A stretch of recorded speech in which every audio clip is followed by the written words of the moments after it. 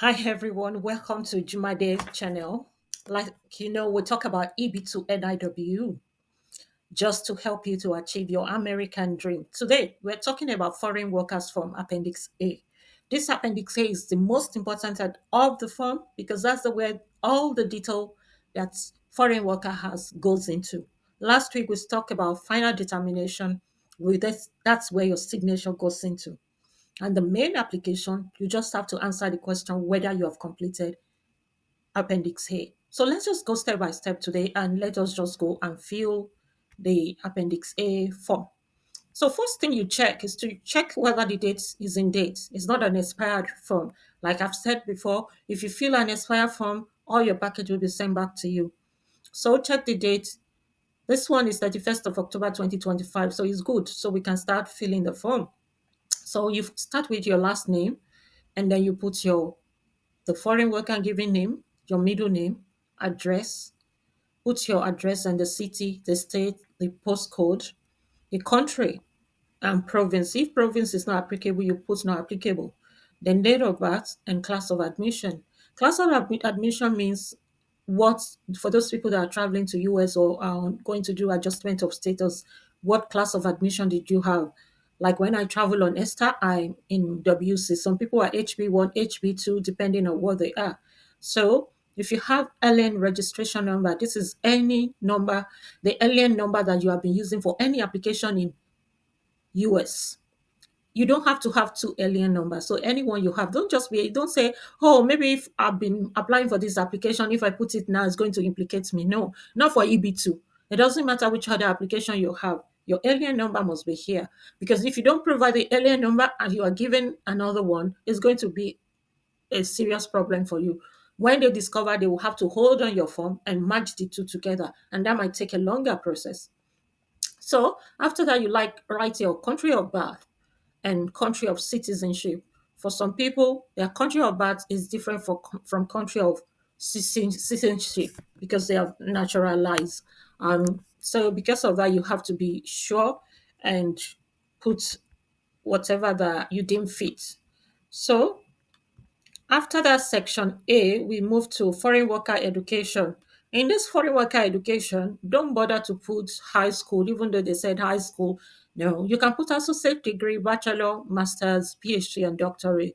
So you are free to put it. And then what they're asking for is the degree in question. Is it a master diploma? You put it, then specify the field. Is it microbiology, laboratory science? What is the name of the institution and the degree that was eventually issued? And then you put the institution, name of the country where the institution is, and then month and year that you attain it. So that's what you're going to do for all the education. And it's better for you to start from the highest education down to the lower one. So you fill in, and there are five spaces for educational qualification. And once you fill whether you have to bachelor and master or you have PhD or associate degree, so you fill it. And once you are through with the education, you move to another part, which is the part for foreign worker foreign worker training and qualification. For this particular section C, which is foreign worker training and education, this is where you have to put all the training, certification, licenses that you have. Don't reduce anyone. If you have done on the job management skill, marketing skill, microbiology skill, business skill, you have gone to Harvard School, business school. This is where you have to put all your training, showcase all the training you have on the job. And for the people that have not gone, they don't have higher degree. This is more critical to them. But for you that have higher degree, just put all your training and just write the dates, the name of the institution. First, is it a coursework? Is it a training? Is it an experience received? The certification and license you attain when you finish that training, and states month of dates that it started, month of date that it ended, and month and year that it was awarded to you.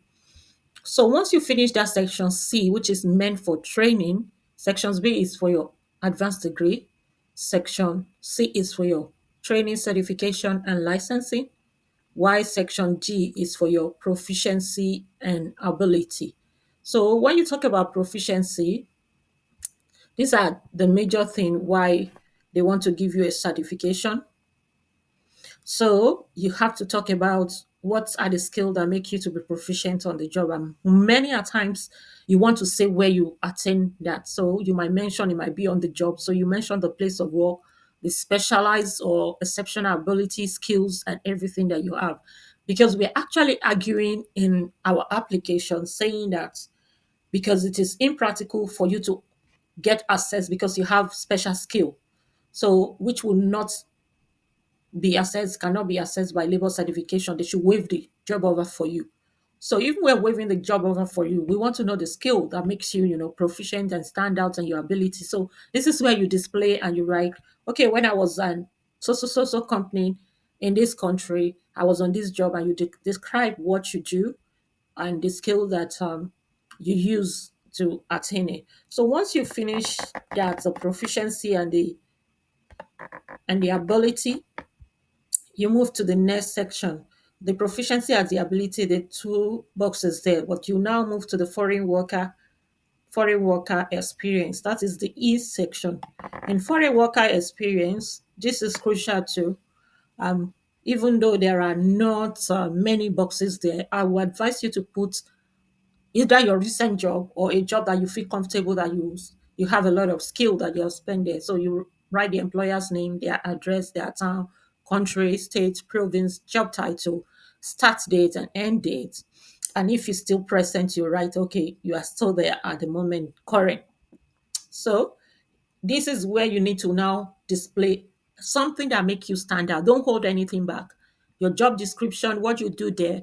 Like for my own, I was working in Department of Health Victoria as a senior project lead, and I lead all my job description during the COVID response. So this is where you display what makes you stand out on the job. Write as much as possible. If it's not enough, get another sheet of paper, add to it, write your name, sign it, and say Appendix A, continue. So, but if it's not, I will advise you for this form, if you want to fill this, let it be already typed out and you copy and paste. If you want to be typing it in, it can be very messy. So I will advise you. So when you look at this Appendix A, it's the major form and it doesn't have any signature. And because it doesn't have any signature, that is why we have final determination we spoke about last week. For the final determination, I'm showing it again for us today. You just write your name, your put non-applicable to this case, put not applicable, employer not applicable, this not applicable, write foreign worker's name, foreign worker's middle name, and foreign worker last name. So don't put anything more than that and just go to foreign worker signature because your appendix here does not have a signature place. So go to foreign worker signature and append yours, that is B. Write, sign with pen. Most of the USCIS, they prefer signing with pen, not electronic signature. Print the form and sign it and date it. So that is final determination. And the last one, which is the main one that we'll fill, is 8089. But when you look at that one from the beginning to the end, it's likely we don't have anything to do because it's employer certification form. But there's a place that says foreign worker questions. So those are the places that you actually need to work on. This is the main 809089 form, and this is what the employer used for labor certification. And because we are EB2, we will not be able to, will not be using it. So you move through the form because all this employer information has nothing to do with you. The major thing you need to do is to go straight to the foreign worker information. And in the foreign worker information, there are two tricky questions there. A says complete a completed appendix A, identifying the foreign worker being sponsored for permanent employment by the employer named in section A. If you look at this question, the first part of it, you have completed appendix A form. So you need to fill yes. You are not being sponsored by any employer, but because you have completed appendix A, you need to pick yes. During my time, I was confused to fill no, but those people that got through successfully said they put yes. So I put yes.